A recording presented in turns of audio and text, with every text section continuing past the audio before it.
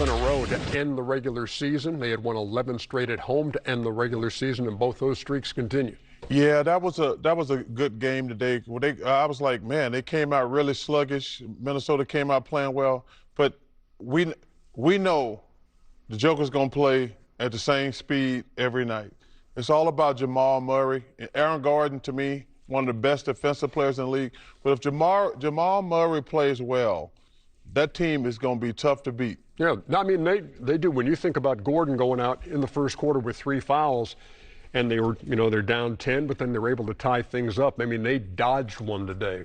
Yes, they definitely did dodge one today, but, Chuck makes a great point. When Jamal Murray plays like that, because that's how they played when they won the first championship. Jamal Murray was all over the place. We always, marvel over how great the Joker is, but Jamal Murray needs these games with 30, 20, 25, and, Aaron Gordon needs to chip in. But, they played well today, but I think Denver loves this matchup, especially in the big.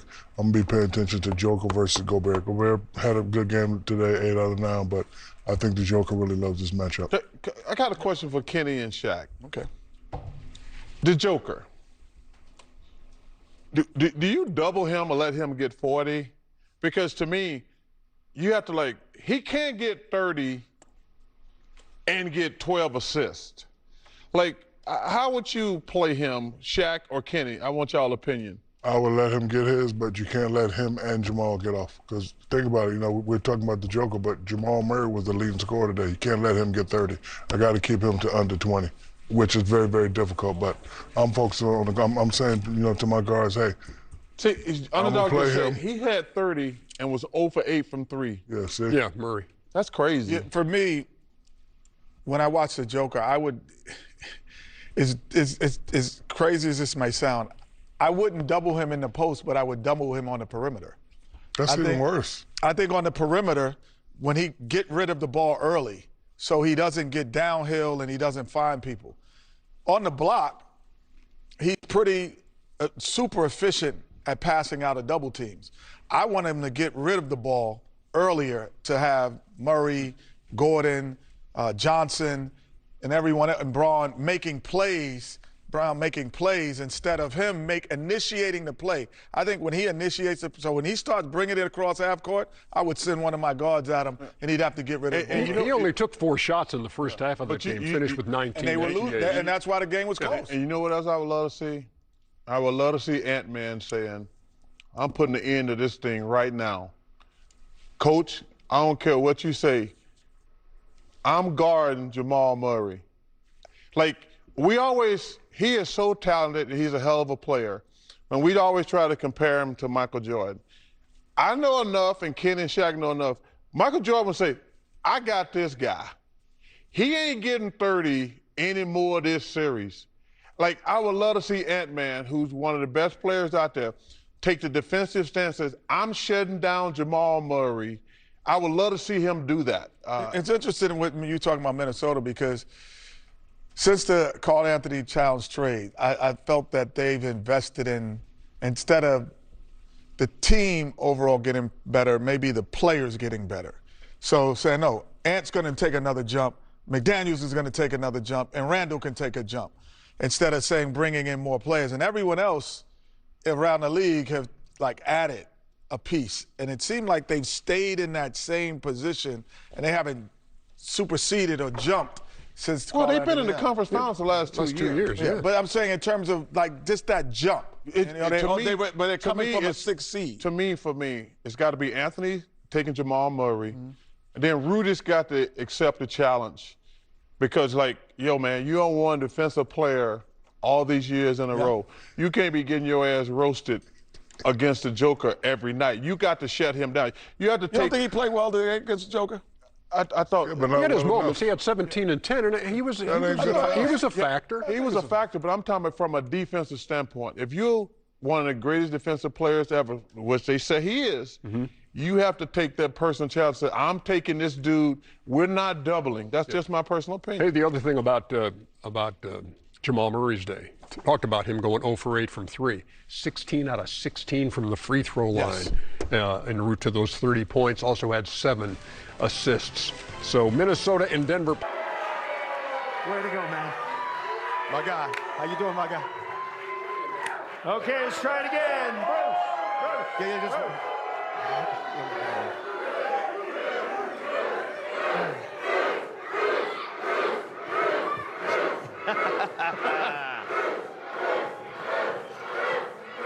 You didn't know it was so lit up here, huh? Bruce.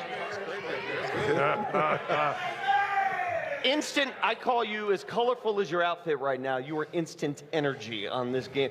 8 points, 7 rebounds, 5 steals. How big a difference was that second quarter when that second unit came out and gave him life? Yeah, it was huge. Our job, second unit, is keep it even or give them some energy, and that's what we did tonight. Yeah, just talk about the game as a whole. I mean, it's very important to come out and establish how the series is going to go. You guys were able to do that over the course. Yeah, we know the players are super physical. They're a super physical team. They're going to hold, they're going to grab, but we can't react. We just got to play our game. Bruce, when you were just a little tight, were you always this energetic, or did you have to kind of grow into it? What about when you were little Bruce? I was always like this. A little too much. Crazy. Too much candy. Yeah, I was always like this. But how important, I mean, the turnovers you force, man, they're steals, you're getting your hands. How important are those in the playoffs especially? I think every possession is super important in the playoffs, right? We get out and we run. That fuels our break, gives us easy buckets, gets Jamal feeling good, AG feeling good, CB feeling good when they see an easy one go in. So if I can do that all series, I think we'll be fine. And in particular, in that third quarter, you guys hold them to 17 points. And just what changed defensively for you guys in that quarter? Knowing our personnel, I mean, we know what McDaniels and all those guys want to do. Just forcing guys to do what they don't want to do and just live with the results. Okay, I've got one for you. So it's in the first quarter. The Nuggets are not doing well. Are you sitting on the bench going, better get me in there? I'm not saying that, but I'm looking at that clock. I'm like, all right, what time am I going in? Sometimes it's different. Sometimes I go in at 6. Sometimes I go in at 4. But I know what my job is, and I'll try to do that every game. Yeah, they love you. Bruce, you know this series ain't close to over. You one game here. I mean, heck, last time you played this, you weren't here the last time the Nuggets played Minnesota in the postseason. Do you remember watching that series, though? Do you remember watching? Yeah, it was super physical. I mean, they lost, what, Game 7 they lost at home? Yeah. I mean, it's super physical, and yeah, I forget where I was at the time, but yeah. I was super locked in, and I wish I was playing in the playoffs at that time. So the beauty of your game, folks, I don't know if you guys know this, he's the only Nugget to play in all 82 games this year. All 82.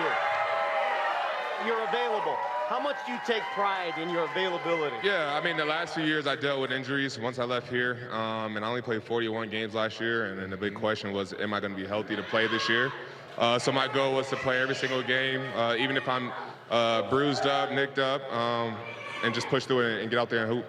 And you played in front of these fans, and this is a very electric arena tonight. How much energy did the fans give you here tonight? The crazy thing is, Jalen Pickett asked me, he was like, you don't listen to music before the game? And I was like, once we go out there and I hear the crowd, I'm good. That's all I need to hear. So. Bruce, off the wall question. How many cowboy hats do you own? I actually cut it down a lot. I used to own a lot, but well, what's a lot? Too many to count. But now what I wear is probably like 4. Just 4? Just 4. But how many did you have at your peak? At my peak? Couple hundo? No, probably like 30. All right. Yeah, okay, that's good. How was a guy 7 5/8, by the way. 7 5/8. Oh, We're the same size. We're the same size. How does a guy from Boston become a cowboy? I just think embracing Denver. I think that's what it was, right? I think that Western night we had, me and DJ and Jeff dressed up that night, and I just went with it. All right, what kind of adjustments do you think Minnesota's going to make for Game 2? Because you know that they're going to come out a little. Yeah. It was physical today. Game 2 Monday night, maybe. Yeah, I think Game 2 probably going to be the hardest game of the series. They're just going to be super physical. Obviously, they're going to make adjustments. They're going to make shots. They're not going to go. I don't know what the stats say. Dempsey's got him. Yeah, but I mean, they're just going to be super physical and try to force turnovers, try to get on a transition, and we just got to limit our turnovers. How about a tip of the cap to Bruce Brown, everybody? Bruce CB, congratulations, buddy. Bruce All right, thank you, Bruce. helping the Nuggets take Game 1. here at Ball Arena. We have more